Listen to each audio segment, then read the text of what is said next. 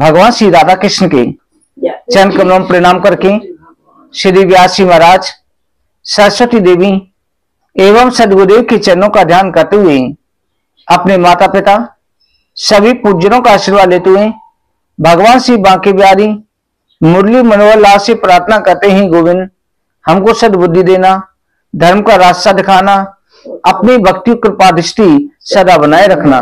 बोले वृंदावन बिहारी लाल की, कार्तिक मातम की। देवर्षि नाथ जी कहते हैं कि हे राजन, भगवान के कार्तिक मातम की कथा महत्व का वर्णन करने में ब्रह्मा जी भी समर्थ नहीं है। श्री सूत जी महाराज कहते हैं, ऋषियों राजा पृथु कहने लगे, भगवान कार्तिक के महीने में जो उत्तम फल होता है उसका कृपा करके वर्णन करें। आपने गृहस्थाश्रम का भी वर्णन करा, आपने तुलसी की उत्पत्ति भी सुनाई कि तुलसी की उत्पत्ति कैसे हुई। आप कृपा करके तुलसी का महत्व भी बता दें कि तुलसी का मातम क्या है। देवर्षि नाथ जी कहते हैं, राजन इसकी एक कथा सुनाते हैं। प्राचीन समय में साद्र देश में करवीरपुर नामक ग्राम में धर्मदत्त नाम का ब्राह्मण रहता था। वो ब्राह्मण परम ब्रह्म का उपासक हर समय पर ओम नमो भगवते वासुदेवाय इस द्वादशाक्षर मंत्र का जाप करता रहता। चलते फिरते खाते पीते हर समय पर भगवान के मंत्र का जाप करता रहता। पूजा में आसक्त रहने वाला, निष्ठा रखने वाला, अतिथियों की सेवा करने वाला था। उसके द्वार पर कोई भी अतिथि आ जाता, उसकी सेवा करता। अतिथि स्थान मित्र इस सबको मानता हुआ पूजित करता। अतिथि काल में आए को पूजता। अतिथि कहा जाता है कि जो बिना बताए आ जाता है। बिना बताए मेहमान कहते हैं, तो बिना बताए द्वार पर आ जाता है। उसकी सेवा करना, उसको भोजन कराना, अतिथि की सेवा करना, इस तरह से चाहे चोर हो, चांडाल हो, शत्रु हो, मित्र हो, कोई भी हो, अगर दरवाजे पर आ गया तो दरवाजे पर उसे खाना पीना अवश्य दो। उसे निराश नहीं करे।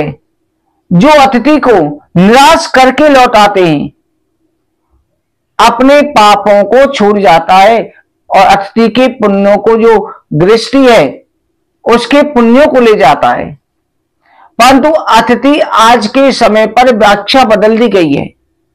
पहले समय पर तो अतिथि को रोका भी जाता था, भोजन भी करा करके घर में ठहराया भी जाता था, पर आज का समय ऐसा नहीं है क्योंकि कलयुग है।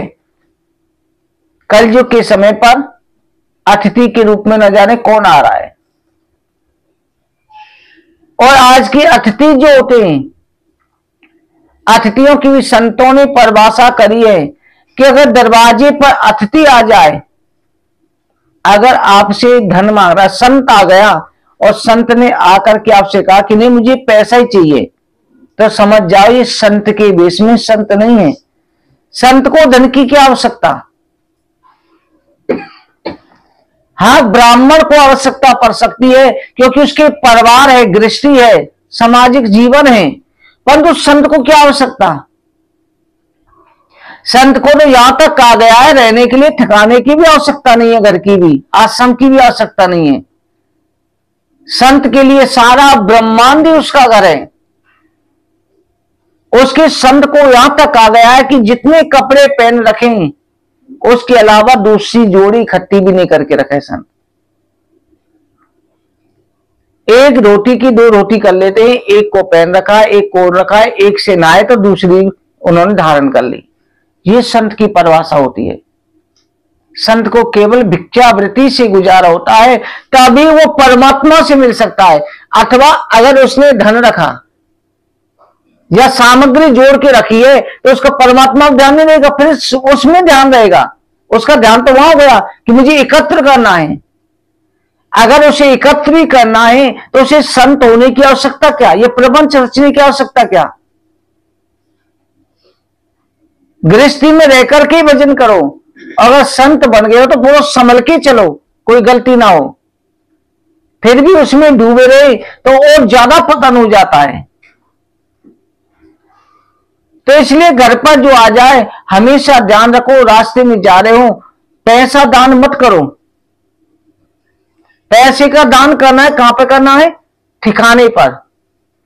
आप जानते हो ये ब्राह्मण है, ये हमारे गुरु जी का दरबार है, यहां पर हमारा पैसा जो है सही जगह पर जाएगा। इनके पास किसी के भोजन में जाएगा, सही जगह जाएगा।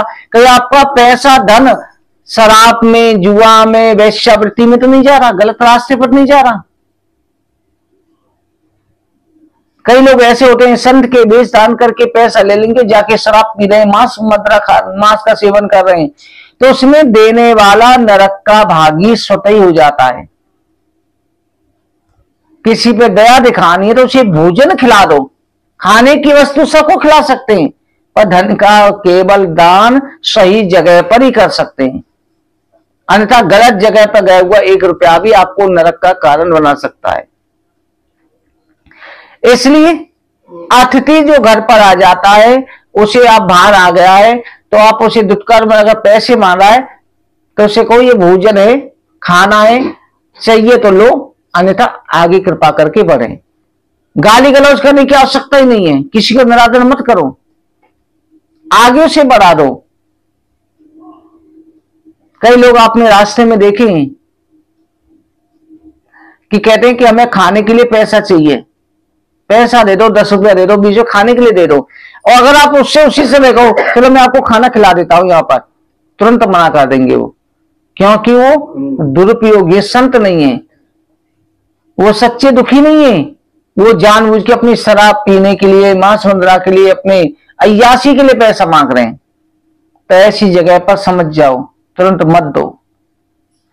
अतिथियों की सेवा करता कार्तिक के महीने में धर्मदत्त ब्राह्मण भगवान विष्णु का कीर्तन करता, जागरण करता। एक दिन ब्राह्मण जो प्रातः काल ब्रह्म मुहूर्त में भगवान विष्णु के मंदिर में कार्तिक मातम के स्नान करने जा रहा था, रास्ते में उसने एक भयंकर शब्द करने वाली एक कृत्या राक्षसी को देखा।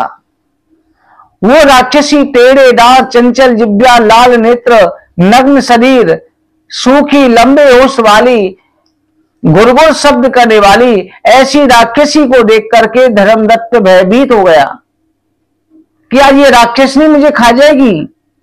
धर्मदत्त के हाथ में कुछ और तो था नहीं, उसके हाथ में लोटा जिसमें जल भरा था, तुलसी के पत्ते डले हुए थे, भगवान के स्नान के लिए था तुलसी दल डला हुआ, वही फेंक करके उसे मारा। क्योंकि जब आदमी के प्राण संकट में होते, जो कुछ हाथ में होता है उसी को मारता है। उसने वो मारा, जैसे ही तुलसी दल मिला हुआ गंगा जल उसके शरीर पर गिरा, उसे पिछले जन्म की याद आ गई और उसे ज्ञान हुआ। हाथ जोड़कर के कहने लगे, अरे ब्राह्मण मेरी रक्षा करो, मेरी रक्षा करो। धर्मदत्त ब्राह्मण को साहस हुआ कि ये राक्षसनी अब मुझसे सहायता मांग रही है, अब ये मुझे खाएगी नहीं। उसने कहा कि हे राक्षसनी, तुम्हारी किस कर्म के कारण ये दशा हुई है, तुम कौन हो?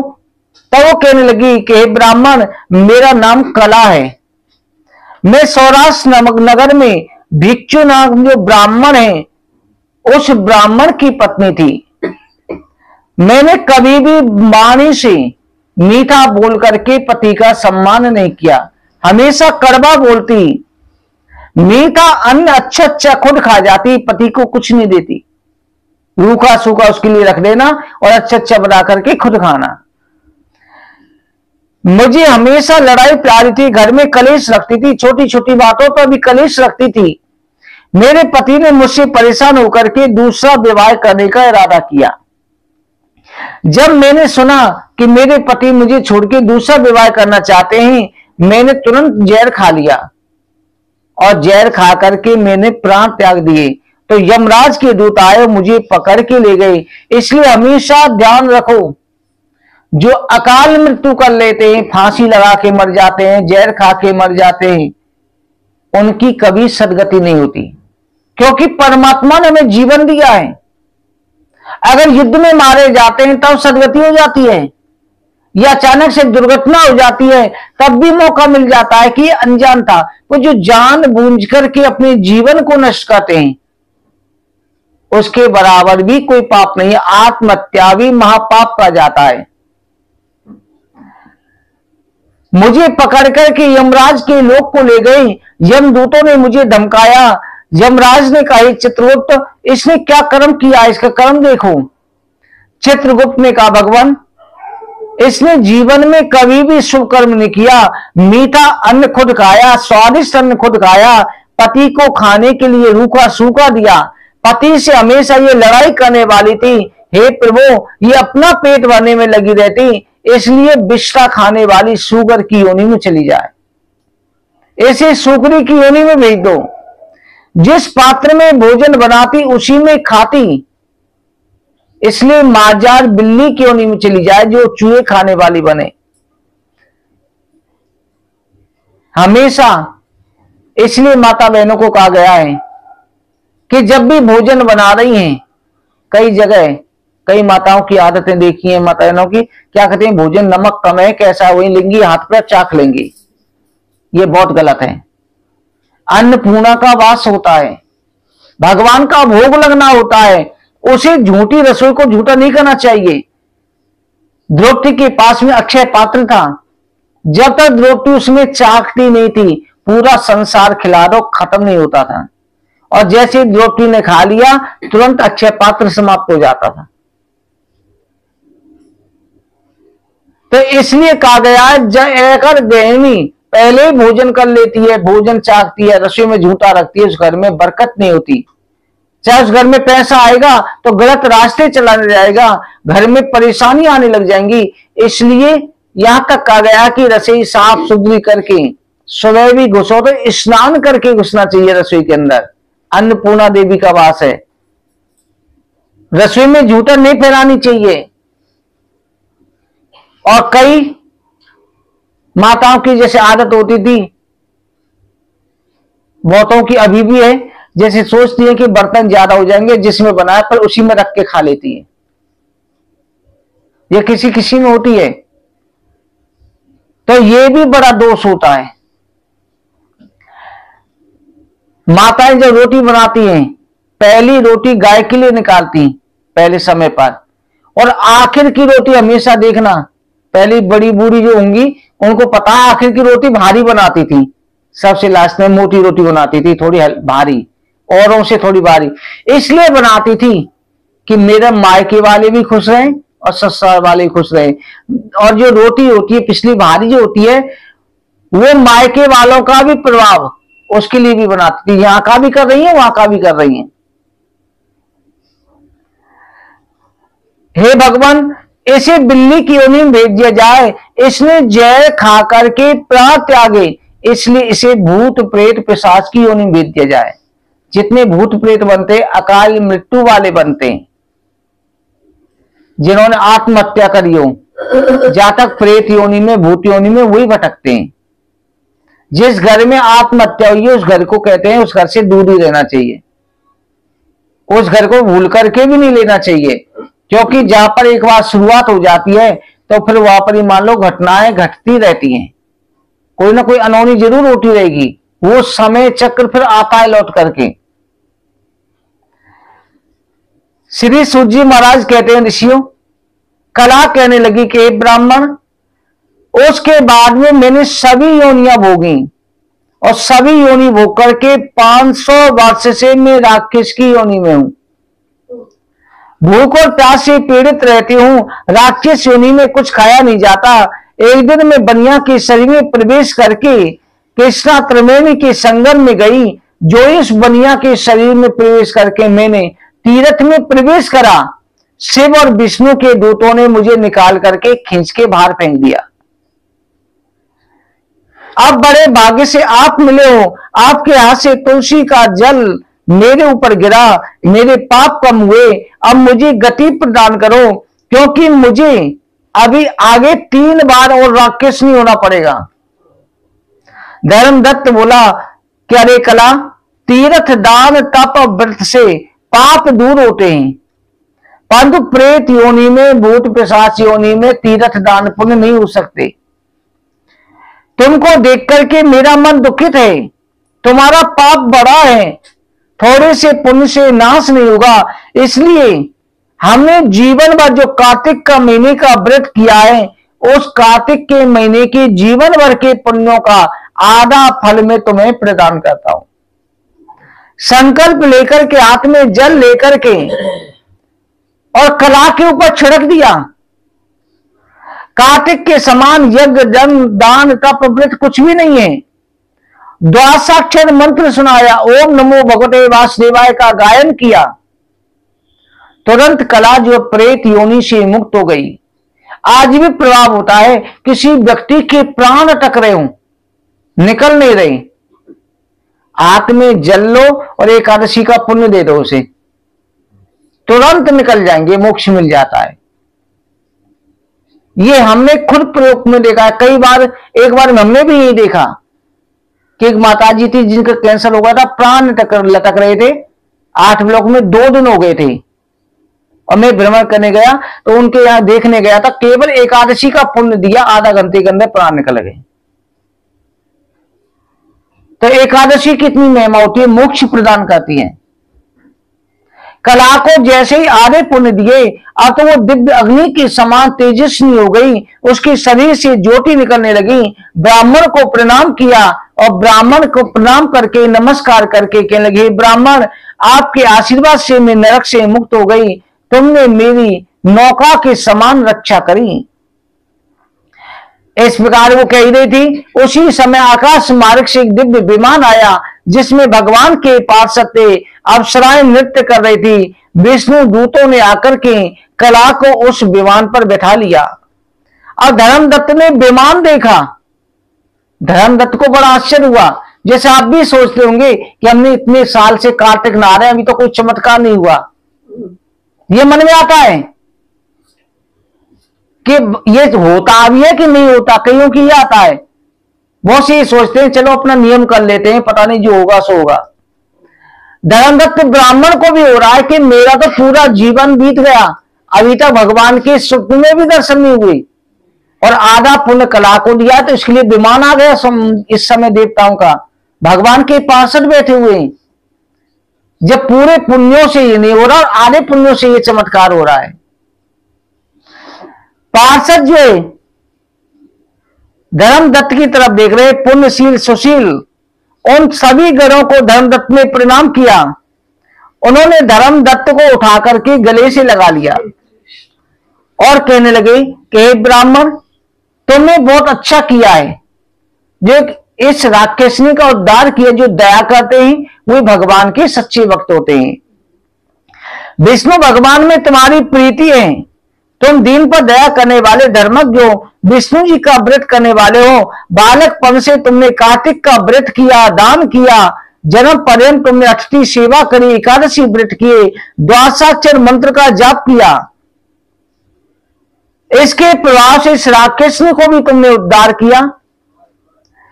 विष्णु लोक की इसको प्राप्ति हो रही है। वो मनुष्य धन्य है जिन्होंने भगवान विष्णु का जीवन भर पूजन किया हो, भगवान विष्णु की भक्ति की हो। विष्णु की भक्ति सर्वश्रेष्ठ कही जाती है। हे धर्मदत्त, तुमने जो पूजन किया है, इससे भगवान विष्णु तुम्हारे ऊपर बहुत प्रसन्न है। ये मत समझना कि भगवान ने तुम्हें दर्शन नहीं दिए तो भगवान प्रसन्न नहीं है। भगवान एक एक क्षण की बात ध्यान रखते हैं। आप यहां सत्संग में बैठ के कथा भी सुन रहे हैं, ये भी भगवान की नजर में। जैसे आप और हम एक दूसरे को देख रहे हैं, परमात्मा भी हर चीज को देख रहा है, हर जीव को देख रहा है। आपकी हर क्रिया पर, हर भाव पर भगवान की दृष्टि है। इसलिए भगवान जो है तुम्हारी मृत्यु के बाद में तुम्हें वैकुंठ लोक प्रदान करेंगे और वहां पर तुम 1000 वर्षों तक रहोगे। 1000 वर्षों तक वैकुंठ का वास होगा। वहां पर तुम्हारी 2 पत्नियां बनेंगी। वैकुंठ में तुम्हारी 2 स्त्री होंगी। ग्रंथों में, पुराणों में आया है। वैकुंठ लोक है, मृत्यु लोक है, सब लोक होते हैं। अब यहां पर कहा जैसे वैकुंठ में तुम्हारी 2 स्त्रियां होंगी, और संसार में तो एक ही स्त्री है। ऐसी भागवत में भी आया है कि जब प्राणी की मृत्यु होती है तो नरक जाता है, तो उसे ऐसा ही शरीर प्राप्त हो जाता है, अपने कर्मों को भोगता है। फिर वहां से नरक की यातना पूर्ण करने के लिए, जैसे कहते हैं कुंभी पाक नरक में पकाया गया, वहां तो भोगता ही भोगता है। फिर उसे वहां से जीवात्मा को संसार में भेजते हैं कि या तो कुंभी पाक नरक संसार में भी भोग। वो कुंभी पाक क्या है? अभी आपने बैंगन का भरता बनाया, उसके अंदर कीड़ा है, तो और कीड़ा जो अंदर ही अंदर अग्नि में उबल रहा है, वो यहां पर कष्ट भोग रहा है। उसे पिछला जन्म याद है, उसे ये लगेगा मैं कीड़ा नहीं हूं, मेरा वही शरीर है, परंतु कष्ट वही भोग रहा है। धरती पर वो कष्ट से भोगते रहते हैं। कहते हैं बेतरनी नदी, गंदगी नाली में पड़ोगे, तो हमारे लिए कीड़ा दिखा दे रहा है जो गंदगी में नाली में पड़ा हुआ है। उस कीड़े को ये लगता है कि उसे वही लगता है कि उसका वही शरीर है, उसे याद होती है, और गंदगी नाली में वो बेतरनी नदी भोग रहा है। वो संसार के 84 लाख योनि, तो 84 लाख ही ना रखें, वो धरती पे ही बनाए हुए हैं, वो हमारे सामने होते हैं। किसी किसी को कष्ट देने के लिए हम खुद ही यमराज बन जाते हैं। किसी जीव के हमारे पैरों के द्वारा कुचला गया, कहते हैं वहां पर हाथियों से कुचलवाया जाता है, पैरों से रोना जाता है, तो चींटियां हमारे पैरों से रुन रही हैं, उनको कष्ट वही हो रहा है, उन्हें याद भी है हमारे किस कर्मों का है। तो ये धरती पर ही है। स्वर्ग जो होता है, स्वर्ग में फिर आत्मा को जन्म मिलता है। जब प्राणी की मृत्यु हो जाती है, स्वर्ग जाता है। कहते हैं देवताओं के घर भी संतानें होती हैं, केवल मुख्य देवता ही अमर हैं, उनकी संतानें अमर नहीं हैं। तो वहां पर उनके द्वारा जन्म लिया जाएगा। फिर वहां पर भी जो गृहस्थी होती है, विवाह होते हैं, सारे कार्य होते हैं, और उन्हें याद रहता है कि धरती में हम ये मनुष्य थे, इसलिए हमें यहां स्वर्ग में इस देवता की संतान होने का सौभाग्य मिला। और उनके गले में एक माला होती है। जब पुण्य खत्म होते हैं, जैसे हम मृत्यु होती है, बुढ़ापा आता है, तो वहां मृत्यु होती है, तो वो फूल जो कुमलाने लग जाते हैं, और जब पूरी माला सूख जाएगी तो ऊपर से वहां लुप्त होकर धक्का मार दिया जाएगा, पतन हो जाता है। ये स्वर्ग नरक का चक्र चलता है। हे ब्राह्मण, जब तुम्हारे पुण्य समाप्त हो जाएंगे, तुम पृथ्वी पर जन्म लोगे और सूर्य वंश में राजा दशरथ बनोगे। तुम्हारी 2 स्त्रियां होंगी, 2 पत्नियां वहां पर होंगी, और तीसरी जो रानी होगी केकई, ये कला नाम की राक्षसी तुम्हारी तीसरी पत्नी धरती पर बनेगी। भगवान विष्णु तुम्हारे कार्तिक के महीनों के पुण्यों से प्रसन्न होकर के तुम्हारे घर में पुत्र रूप में अवतार लेंगे। इतना कहकर के पार्षद चले गए। राजा पृथु ने पूछा, भगवान विष्णु के पूजन का मातम सुनने की इच्छा है। नारद जी कहने लगे कि हे राजन, दूसरों के हंसने के वास्ते भगवान का नाम लिया जाए, या भगवान का नाम गाली से लो, भाव से लो, भाव कुभाव अनक आलसहु, नाम जपत दृश्य मंगल दसहु। भगवान का नाम भाव से लिया जाए, कुभाव से लिया जाए, हमेशा मंगलकारी होता है। भगवान का प्रेम के साथ में भाव स्थापित करना चाहिए। एक इतिहास कहते हैं धूम्रकेश का, रम्यकनिंद पर्वत में दीघपुर नामक एक ग्राम था। उस ग्राम में सूर्यवंश में उत्पन्न सुबाहु नाम का राजा राज्य करता था। राजा सुबाहु जो है, ब्राह्मणों का मान सम्मान करने वाला, ब्राह्मणों की सेवा करने वाला, भगवान विष्णु का बड़ा ही परम प्रिय भक्त था। सुबाहु का एक पुत्र था जिसका नाम था धूम्रकेश। धूम्रकेश बड़ा ही सुंदर था, परंतु उसकी संगति बचपन से गलत लग गई। वो दुष्ट बालकों के साथ में खेलता, दुष्ट बुद्धि हो गई, हमेशा जुआ खेलता, चोरी करता, शराब पीता। जब जवान हुआ, जवान अवस्था में मांस मदिरा का सेवन करने लगा, मछलियां पकड़ के खाने लगा, जीव हिंसा करने लगा, और तो उसने शराब पी के नशेड़ी लोगों के साथ हो लिया, गांव की स्त्रियों को छेड़ता, छल से, धन से, बल से स्त्रियों का सतीत्व भंग करता।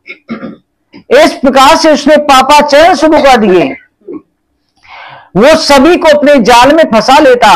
राजा ने जब पुत्र का ऐसा वर्णन सुना तो पुत्र को कई बार धमकाया, परंतु बेटे पर कोई असर ही नहीं कर रहा। धूमकेश मानता ही नहीं था, उसका स्वभाव वैसा ही रहा।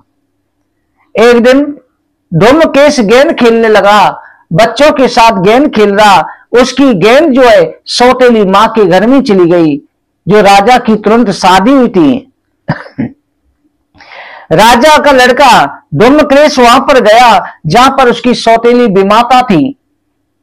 राजा बुजुर्ग थे, विमाता जवान थी। धूमकेश ने जाकर के वहां गेंद मांगी। विमाता ने जब उसे हाव भाव से रिझाया, उस दुष्ट बालक ने अपनी विमाता के साथ में दुर्व्यवहार किया, विमाता के साथ में दुष्चरण किया।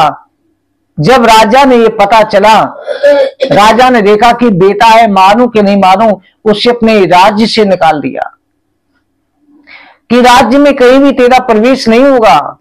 अब वो जंगलों में भटकने लगा, जंगलों में, वनों में रहता, वहां रहकर के जानवरों को खाता, रास्ते में कोई राहगीर होते उनको लूटता, लूट करके उनका धन छीन लेता। इस तरह से वन में रहने लगा। फिर उसने देखा कि राजा के सैनिक यहां पर आ रहे हैं मुझे पकड़ने के लिए। वहां से वो भयंकर वनों में चला गया, वहां पर वन के फल फूल खा करके गुजारा करने लगा। कहते कि ना जाने किस जन्म का कोई पुण्य सामने आ जाए और किस जन्म का पाप सामने आ जाए। कोई पूर्व जन्म के पुण्य थे, वो भ्रमण करता हुआ मथुरापुरी ब्रजभूमि में आ गया, ब्रजभूमि में आ गया। अब वो रात को जो है मथुरा में चोरी करने जाता, मथुरा में चोरी करता, वृंदावन में चोरी करता, दिन में साधु संत का सा वेश बना करके छिप करके रहता। एक दिन उसने एक वेश्या को देखा, मथुरा में उस वेश्या को देख करके उसी वेश्या को ला करके धन देने लगा और वेश्या के साथ में ही रहने लगा। चोरी के लिए इस प्रकार से अनेक प्रकार के कर्म करता। सिपाही भी बड़े परेशान हो गए, मथुरा में चोरियां भी बहुत होने लग गई। उसी समय सिंध देश का रहने वाला सत्यव्रत नाम का ब्राह्मण अपने घर परिवार को छोड़ करके वृंदावन में भगवान श्री कृष्ण का भजन करने के लिए आया। पहले वृंदावन पूरा बनी बन था, केवल आश्रम थे, कोई पक्के मकान नहीं होते थे, पक्के रोड नहीं होते थे। पुराना वृंदावन अद्भुत था। वहीं पर आकर के वो भजन करने लगा, कुटिया बना रखी थी। सत्यव्रत ब्राह्मण दिन और रात भगवान श्री कृष्ण की आराधना करता। कार्तिक के महीने में एक समय वो भगवान श्री कृष्ण की पूजा कर रहा। वो दिन भर व्रत रखता, सायकाल के समय केवल फल खाकर के गुजारा करता। एक दिन सत्यव्रत ब्राह्मण भगवान की पूजा कर रहा था। उसी समय पर ये धूमकेश चोरी करने के लिए आया। सोचा कि आज इस ब्राह्मण की कुटिया में चोरी की जाए। ब्राह्मण की सोने की प्रतीक्षा करने लगा, क्योंकि दीपक जला हुआ था। कुटिया के बगल में छिप गया। सत्यव्रत ब्राह्मण कुटिया में अंदर बैठकर के भगवान कृष्ण की मूर्ति के सामने स्तुति कर रहा है। हे सच्चिदानंद, हे शोभायमान कुंडल वाले, हे गोकुल में दीप्तमान यशोदा की उखल से बनने वाले, ईश्वरों के भी ईश्वर, मैं आपको नमस्कार करता हूं। सत्यव्रत ब्राह्मण की आंखों में आंसू आ रहे हैं, रोता हुआ, क्योंकि भगवान का जो भक्त होता है कभी रोता है, कभी गाता है, कभी हंसता है, ना जाने किस समय पर क्या भाव बन जाए। भाव का कोई समय नहीं होता। अब भगवान की भक्ति करो, ना जाने किस समय पर भाव बन जाए। सत्वत ब्राह्मण के अंदर भाव बना हुआ है, आंखें बंद करके उसे परछाई दिखाई दे रही है, छवि भगवान की बसा रखी है। कह रहा है कमल नेत्री, आज मुझे सीन बड़ा ही प्यारा लग रहा है कि यशोदा मैया ने आपको ऊपर से बांध रखा है। यशोदा मैया ने एक हाथ से आपके कान पकड़ रखे हैं।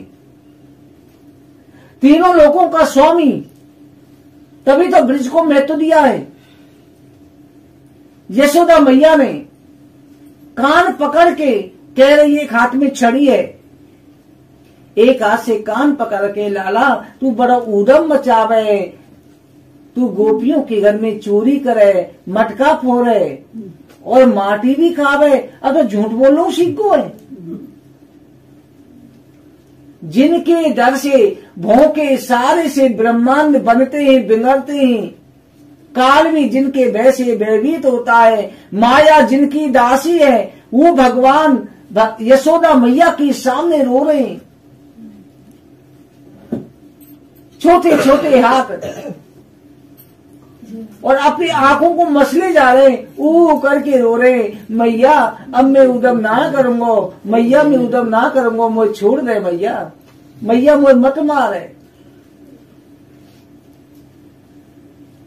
तभी कहते ना ब्रिज का भाव कैसा है, मैं लक्ष्मी पति हूं या जग में, माखन चोर बता में मोए, विश्व नाचे मेरी माया में, ये पकड़ नचा में मोए। ब्रिज की गोपियां कैसी थी? कहते हैं जो त्रिलोक को नचाता है अपने इशारे से, लक्ष्मी का पति है, उससे कहती है लाला ऐसा कर, थोड़ा नाच के दिखा रहे तो छाछ देंगी, एक खोज छाछ, छछिया छाछ, एक चुल्लू में भर के छाछ, और वो भी खट्टी कई दिन की रखी हुई, तुझे छाछ देंगी हम, तू नाच के दिखा रहे। भगवान ठुमुक ठुमुक करके नाचते हैं। कई गोपियां कहती लाला मैं जुआ पड़ गई, जुआ देख रहे। भगवान कहते मैंने जाके चींटी भी नहीं, यानी अपनी चींटी कहते थे, जुआ भी तो आती है भगवान से। कोई कोई गोपी तो क्या कहती है, जैसे गोबर थाप रही है और भगवान को पकड़ा, गोबर की थाप लगा दी। कई गोपियां तो उनकी कच्ची उतार देती, भगवान को नंगा कर देती थी और भगवान रोते हुए चले आते थे। कैसी अद्भुत लीला, कैसा प्रेम ये प्रेम तो किसी देवता में नहीं, योगी ऋषि मुनियों में नहीं, जो ब्रिज में प्रेम है। तभी कहा जाता है वहां की मिट्टी ऐसी है, जहां की मिट्टी के अंदर ऐसे ब्रिजवासी पैदा होते हैं जिनके अंदर ज्ञान नहीं, तपस्या नहीं, नियम नहीं, केवल प्रेम होता है। भगवान को प्यार भी करेंगे, गाली देते हुए प्यार कर लेंगे। किसी भी अवतार में कोई परमात्मा ऐसा है जिसको नचाया हो, किसी को नंगा किया हो। केवल ये ब्रिज की गोपियां ये जो कान्हा को नंगा घुमा देती हैं, कान्हा के गाल मसल देती हैं, ये ब्रिज की गोपियां है। तभी तो भगवान ने स्वयं कहा था कि इस ब्रिज की मिट्टी में देखूं कि मेरे कैसे भक्त हो रहे, जो मैं भी इनका विवश हो गया हूं। तभी तो भगवान ने वहां की मिट्टी खाई है। तभी कहा है जो रस नहीं मेवा मिश्री दाखन में, सो रस है ब्रिज रस चाखन में। वहां की मिट्टी बड़ी स्वाद से खाते हैं भगवान, मिट्टी का भोग लगा लेते हैं। और जो भगवान की प्रसादी बन जाए तो वो तो महत्व ही अलग है। भगवान का भोग लगाया है, कहीं की मिट्टी नहीं खाई, किसी जगह की। राम अवतार हुआ, वामन अवतार हुआ, पर ब्रिज की मिट्टी खाई है। ब्रिज के अंदर भगवान ने पाद को नहीं पहनी। ब्रिज के अंदर गाय चराई है तो कह रहे हैं कि मेरी गाय पैदल चलती है, मेरे ग्वाल बाल पैदल चलते हैं, मैं पादका क्यों पहनूं। भगवान नंगे पैर जाते थे, जब तक ब्रिज में रहे नंगे पैर रहे। ब्रिज के अंदर पादका धारण नहीं करी भगवान ने। आज भी भक्त, कई भक्त ऐसे होते हैं। अभी पिछली बार एक भक्त की आ रही कि वो मथुरा में रेलवे स्टेशन से उतरा और जैसे उठाते अपनी जूता लेकर के और थैले में रख लिए। कह रहा इस ब्रिज की मिट्टी पे मैं अपने जूते नहीं पहनूंगा। ऐसा भाव होता है। कह रहे यहाँ पर मेरे स्वामी नंगे पैर चले हैं तो मैं यहाँ पर जूता क्यों पहनूं, और ये मेरी ब्रिज की रज है, इस पर मैं अपना पैर ही रख रहा हूं, ये भी अपराध हो रहा है। तो मैं जूते क्यों पहनूं?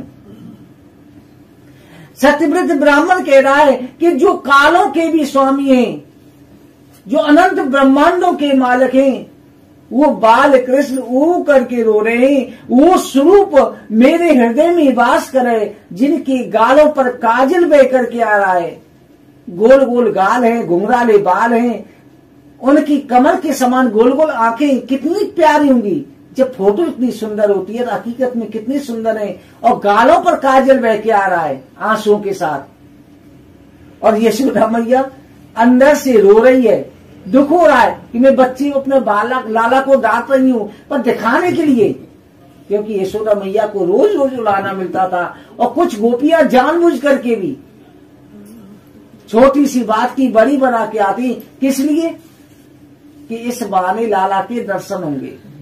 वो लाला को पिटवाने के लिए नहीं आती थी, वो लाने के बहाने से लाला को देखने आती थी कि लाला कैसे डर के मारे छिप रहा है, लाला का सुंदर स्वरूप कैसा है। और खुद ही गोपियां माखन रखती हैं और कहती हैं कि लाला आज तो मेरे घर में आना, माखन चोरी करना, और खुद ही वो लाना लेके पहुंचती हैं। ये कैसा प्रेम है? कई कई हजार युगों की तपस्या के तो कारण उन गोपियों को सौभाग्य प्राप्त हुआ था। ये कोई साधारण गोपियां नहीं। तभी तो भगवान ने कहा है, ब्रजवासी वल्लभ सदा ये मेरे जीवन प्राण, इन्हें कबहु ना बिसारियों मो नंद बाबा किया। ये ब्रजवासी है ना, ये मेरे जीवन और प्राण है। मैं ब्रज से बाहर जा रहा हूँ, द्वारका जा रहा हूँ, पर इन्हें कबहू ना भूलूंगा जब तक सृष्टि रहेगी। ये मेरे जीवन प्राण है। और ब्रजवासियों पर यमराज गए तो मथुरा में रोक दिए, शनिदेव गए तो कोकला वन रोक दिए। कहा कि ब्रज के अंदर जो ग्रह है वो मैं ही बनूंगा, किसी भी यमराज का अधिकार नहीं है। कहा जाता है आज भी कोई ब्रजवासी होता है ना, प्राण त्यागता है, तो यमराज के दूत उसे नहीं ले जाते। उसका क्यों? ये पार्षद है, ब्रजवासी सभी पार्षद है। ये चक कोई पाप भी कर रहा हो ना, उसको भी नहीं ले जाए। उसका भी योनि निर्धारित करेंगी हमारी किशोरी जी करेंगी, किस योनि में भेजना है, इसे क्या दंड देना है। और जब ब्रज का, जब सृष्टि का अंत होता है तो जितनी ब्रज की योनियां हैं उन सबको फिर अपने लोक में वास कराते हैं। दंड भी देंगे, खुद ही देंगे। जैसे परिवार वाले होते हैं, आप कोई बाहर का है कि आपके घर वाले, आपके बच्चे ने गलती करी है, आप कहेंगे हम अपने बच्चे को पीटे चाहे कुछ करें, हम करेंगे। आप कोई बाहर का आकर के उसे थप्पड़ मार दे तो उससे लड़ पड़ेंगे, नहीं तुम्हें किसने अधिकार दिया हमारे बच्चे को बनेगा, हमारा आपस का मामला है।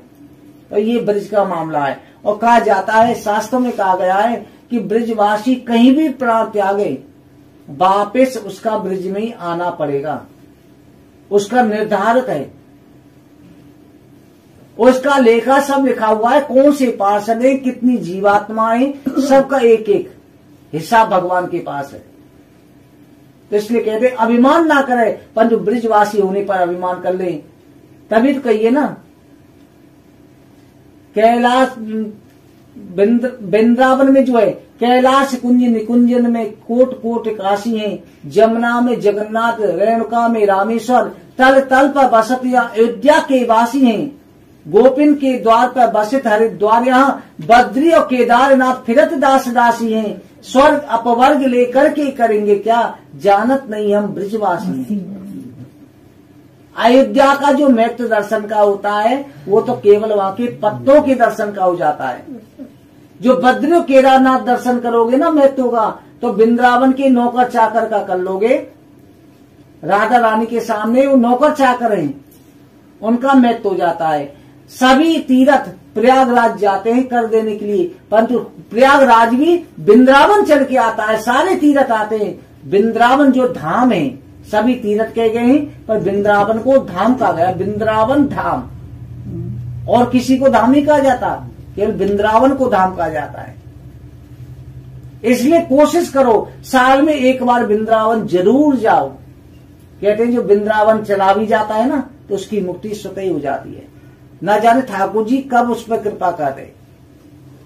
सत्यवत ब्राह्मण रो रहा है कि जिनके मनोहर टेढ़े केस है, यशोदा मैया द्वारा बार बार जिनका मुख चूमा जाता है, और जिन होठों पर जो बेल फल के समान होठ हैं, उन होठों को भी यशोदा मैया चूम लेती है। कितना सौभाग्य!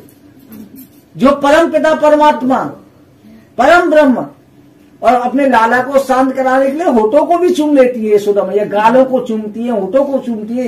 कितना बड़ा सौभाग्य है यशोदा मैया! कैसे पुण्य करें यशोदा मैया ने।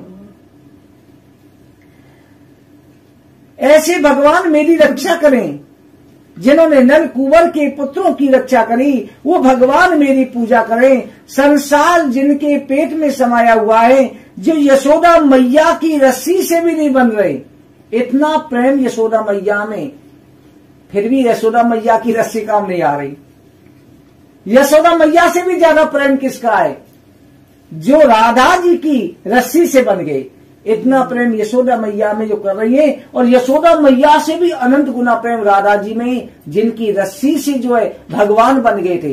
नहीं, पूरे गोकुल की रस्सी खत्म हो गई, ब्रज की रस्सियां आने लग गई, पर जब बरसाने की आई तो एक ही रस्सी में बन गए। नहीं, सब रस्सियां छोटी हो जाती थी लीला से।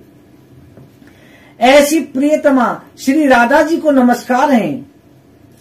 ऐसा कह के ब्राह्मण बड़ा भाव से भगवान को ध्यान कर रहा, और अचानक वो अदृश्य हो गए। अदृश्य कभी कभी छवि बनती है और कभी कभी गायब हो जाती है, इधर उधर के विचार आ जाते हैं। अब तो ब्राह्मण फूट फूट करके रो रहा है। ये सब धूमकेश ने रात भर देखा कि लास्ट में फिर ब्राह्मण नाचने लग गया। कभी नाचता, कभी गाता, कभी रोता, बिल्कुल संसार के लिए पागल ही था। अब धूमकेश जाकर के वैश्या को बता रहा है, देखो आज मैंने तमाशा देखा है, आज एक मैंने पागल ब्राह्मण को देखा है। वैश्या ने कहा, तुमने कैसे देखा? धूमकेश ने मूर्ति ली, कृष्ण जी की मूर्ति रखी, और जैसे सत्यव्रत ब्राह्मण ने करा, वैसी सारी नौटंकी के रूप में करने लग गया। वैसे रोने लग गया, वैसे गाने लग गया, वैसे हंसने लग गया। अंदर से भाव नहीं था, केवल दिखाने के लिए करने लग गया। उसने भी पूरी रात ऐसी निकाल दी, वैश्या को दिखाने में, उसका मजाक उड़ाने में। और कहते हैं ना, प्रभु का नाम तो मजाक में लिया जाए। क्या उसने नौटंकी करी, रात भर करी, उसके पाप कम हुए। और जब पाप कम हुए, कहते हैं धर्म के रास्ते चला, सिपाही आ गए, सुबह सिपाहियों ने उसे पकड़ लिया। कहते हैं भगवान दंड देते हैं ना पापों को नष्ट करने के लिए। रात भर पूजा करते ही सुबह सिपाहियों ने पकड़ा, राजा ने उसे सूली पर चढ़ा दिया। इसे सूली पर चढ़ा दिया जाए। इधर जो है कार्तिक के महीने में भगवान के संग प्रेम करने से सदगति प्राप्त हो रही थी, परंतु जीवन भर पाप किया, इसलिए यमराज के दूत उसे पकड़ करके ले गए और यमराज के सामने खड़ा किया कि प्रभु ये महापापी है, परंतु आखिर में इसके द्वारा पूजा हो गई है। यमराज ने उठ करके आसन से उठ करके उसका स्वागत किया, सत्कार किया। जैसे कोई बड़ा व्यक्ति आता है ना, आप मान सम्मान करते हैं, माला पहनाते हैं। यमराज के दरबार में यमराज के दो स्वरूप होते हैं, एक धर्म स्वरूप, एक यम स्वरूप। पापियों को बड़ा भयंकर यमराज दिखाई देते हैं। वहां भी आपको अपने जितने रिश्तेदार हैं ना, सब दिखेंगे। जब हम जाएंगे, हमारे बड़े बूढ़े जो भी गुजर चुके हैं, सबकी आत्माएं वहां पर आती हैं। उस समय पर हमारे पितर भी आते हैं कि हमारा वंशज नरक जाएगा या स्वर्ग जाएगा। और जब स्वर्ग जा रहा होता है ना, पुण्य की होते हैं, पितर बड़ी खुशी मनाते हैं। और नरक जाने के समय पितर रोते हैं फूट फूट के कि इसने हमारे कुल को कलंकित किया। यमराज ने वो उठ करके धूमकेश का स्वागत करा, सिंहासन में बिठाया, पूजा करी और कहा कि तुम भगवान विष्णु के परम भक्त हो, दूतों से काले दूतों, तुम्हारा ज्ञान भ्रष्ट हो गया है, तुम्हें धिक्कार है, तुम मेरी आज्ञा बार बार नहीं मानते। मैं कहता हूं कि विष्णु के भक्तों को कभी मेरे पास लेकर के मत आओ, उन्हें दंड देने का अधिकार मेरे पास नहीं है। विष्णु और शिव के दूतों को मैं दंड नहीं दे सकता। धूमकेश से कहे, धूमकेश मथुरा में आकर के तुमने आखिर के समय कृष्ण जी का पूजन किया और राजा के सिपाहियों ने तुम्हें दंड दे दिया। अब तुम बैकुंठ जाने के लायक हो, हमारे पुर में आने के लायक नहीं हो। धूमकेश बोला, हे भगवान, मैंने जीवन भर पाप किया तो मैं बैकुंठ का अधिकारी कैसे हो गया? बड़े आश्चर्य की बात है, मैं पुण्य पाप कुछ भी नहीं जानता। तुम्हारे मुख से सुनकर के मुझे सगति प्राप्त होगी। यमराज कहने लगे, धूमकेश, नेत्र रोग रहित जो भगवान नारायण को नमस्कार है। वेदों में कहा गया है धर्म दो तरह का होता है, एक निवृत्ति मार्ग, एक प्रवृत्ति मार्ग। एक फल जो होता है अपनी इच्छा रखकर की किया जाता है और एक निष्काम भाव से किया जाता है। इसलिए प्रभु की भक्ति करो, निष्काम भाव से करो। जो पुरुष कामना से धर्म को करते हैं वो प्रवृत्त कहलाता है, जो कामना रहित करते हैं निवृत्त कहा जाता है। और गुप्त रहस्य सुनो, गोविंद भगवान में मनुष्यों की भक्ति होती है, वही धर्म है। भगवान विष्णु की कथा सुने, नाम ले, स्मरण करे, पाद सेवन करे, पूजन करे, दास रखे, मित्रता रखे, आत्मा का निवेदन रखे। सेवनम विष्णुम स्मरणम कीटो विष्णुम पाद सेवनम अर्चनम वंदनम दासम तथा साख्य आत्म निवेदनम। ये 9 प्रकार की भक्ति होती है। 9 में से एक भी भक्ति हो तो भगवान को प्रिय हो जाता है। कथा सुनने में राजा परीक्षित के समान, कीर्तन में सुखदेव के समान, ध्यान में प्रहलाद के समान, चरण सेवा में लक्ष्मी के समान, पूजन में पृथु के समान, वंदना में अक्रूर के समान, दास भाव में सुग्रीव के समान, मित्र भाव में अर्जुन के समान, आत्मा में राजा बलि के समान जो भगवान की पूजा करे। अगर मजाक में भी श्री कृष्ण भगवान का नाम ले तो माँ पापी के भी पाप नष्ट हो जाते हैं। जैसे रुई का ढेर होता है, जान के अग्नि जलाओ चाहे अनजान से जलाओ, वो जल करके भस्म होगा। अग्नि को जान के छुओ चाहे अनजान में छुओ, हमेशा जलाती है। पहले तुम नरक के अधिकारी थे, अब वैकुंठ के अधिकारी हो गए हो। इसलिए भगवान विष्णु की पूजा के समान कुछ भी नहीं है। इसलिए दामोदर भगवान की पूजा ही सर्वश्रेष्ठ कही जाती है। हे धूमकेश, तुम्हें भगवान विष्णु की पूजा करी। भगवान विष्णु की पूजा करने से सभी प्रकार के पाप नष्ट हो जाते हैं। जो शालग्राम की पूजा भी करते हैं उनके भी पाप नष्ट हो जाते हैं। हरिहर गंगा नदियों को छोड़कर के गंदगी नदी से उत्पन्न शालग्राम की भी पूजा करनी चाहिए। धूमकेश ने कहा कि भगवान, आपने शालग्राम की पूजा भी बताई, गंदगी नदी से शालग्राम उत्पन्न क्यों होते हैं? यमराज कहने लगे कि वेदश्रा नाम के एक मुनि गंगा के किनारे तपस्या करते थे। वेदश्रा मुनि को तपस्या करते हुए बहुत दिन व्यतीत हो गए, तो उन्होंने मंज घोषा नाम की एक अप्सरा को भेजा कि इसकी तपस्या भंग करो। मंज घोषा आई। मंज घोषा ने आकर के अपने लाज भाव से मुनि को भ्रमित करना चाहा और अपनी बाहें मुनि के गले में डाल दी। तब मुनि को क्रोध आया, कहा कि अरे दुष्टी, तू शीतल भुजाएं मेरे गले में डालकर के मेरी तपस्या भंग करना चाहती है, इसलिए तू नदी के समान है, तू नदी हो जा। जब मुनि ने श्राप दिया तब मंज घोषा बड़ी दुखित हुई। कहा, भगवान, मैं तो दूसरी के अधीन हूं, इंद्र ने भेजी थी, मैं अपने मन से नहीं आई, मेरे ऊपर कृपा करो। तब मुनि ने कहा कि मैंने श्राप दे दिया है, ये निश्चय तो नहीं हो सकता, पर भगवान विष्णु को श्राप लगेगा, वो पत्थर की शिला बनेंगे, तो तेरे अंदर से ही भगवान प्रकट होंगे। क्योंकि एक राक्षस को भी भगवान ने वरदान दे रखा है। एक राक्षस था, वो भगवान की मूर्ति को देखता, संसार के मनुष्यों को मार मार के खा जाता था। उसने कहा कि ये मूर्ति इतनी सुंदर है, संसार के लोगों का मांस खाता हूं, कितना स्वाद लगता है, अगर मैं विष्णु को खाऊं तो कितना स्वाद आएगा। उसने भगवान विष्णु की तपस्या करी है। जब भगवान विष्णु की तपस्या करी, विष्णु भगवान प्रकट हुए, कहा कि वरदान मांगो। उसने कहा, प्रभु, मैं आपको खाना चाहता हूं, आप कितने स्वादिष्ट होंगे। भगवान ने कहा, तथास्तु, तुम मुझे खाओगे। परंतु भगवान ने भी रास्ता, कहते हैं ना, भगवान भी छलिया भी है, चालाक भी है, इच्छा भी पूरी करी। कहा कि चिंता न करो, जब मैं तुलसी के श्राप के द्वारा पत्थर शिला बनूंगा, तुम मुझे दिखाई दोगे, मुझे उसी रूप में देखोगे और तुम मेरा ज्ञान करोगे। तो कहे, देवी, तुम्हारे अंदर वो कीड़ा भी होगा और पत्थर की शिलाओं को जो भगवान विष्णु बनेंगे, वो उसे ये लगता है कि विष्णु सामने है, और विष्णु समझ के वो कीड़ा काटता रहता है, शिलाओं को खाता रहता है। और उसे स्वाद आता रहता है कि मैं इनको खाने लग रहा हूं, और उसी से सालग्राम शिला बन के तैयार हो जाती है।